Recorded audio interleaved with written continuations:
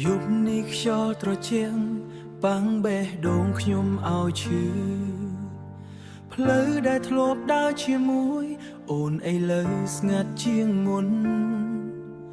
រូបថតចាំងចាស់ចាំង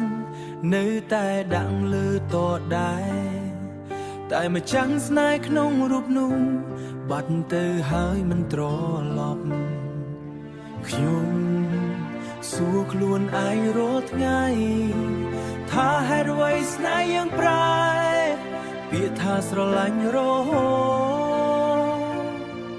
ហេតុអ្វីជាពាក្យឈឺចាប់នៅសល់តែអនុស្សាវរី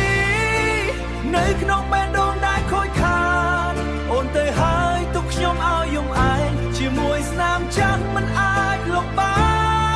ននៅសល់តែស្ងាត់ខ្លាំងបើសិនស្នេហ៍យើងមិនអាចត្រឡប់សូមឲ្យខ្ញុំចាំអូនចុងក្រោយម្ដងកន្លែងដែលធ្លាប់អង្គុយមើលទៅហាក់ដូចនៅដដែលតែអារម្មណ៍ក្នុងចិត្តខ្ញុំមិនដូចម្សិលមិញទៀតទេខ្ញុំខំលាក់ការឈឺចាប់ក្រោយស្នាមញញឹមคล้ายคล้ายមនុស្សលាមើលមិនឃើញថាខ្ញុំខូចខាតប៉ុណ្ណា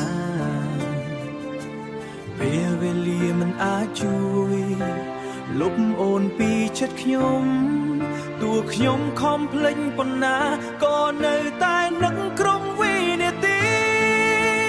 នៅសល់តែអនុស្សាវរីយ៍នៅក្នុងបេះដូងដែលខូចខាតអូនទៅហើយទុកខ្ញុំឲ្យយំឯងជាមួយស្នាមចាស់មិនអាចលុបបាននៅសល់តែស្ងាត់ខ្លាំងបើសិនស្នេហ៍យើងមិនអាចត្រឡប់សូមឲ្យខ្ញុំចាំអូនចុងក្រោយម្ដង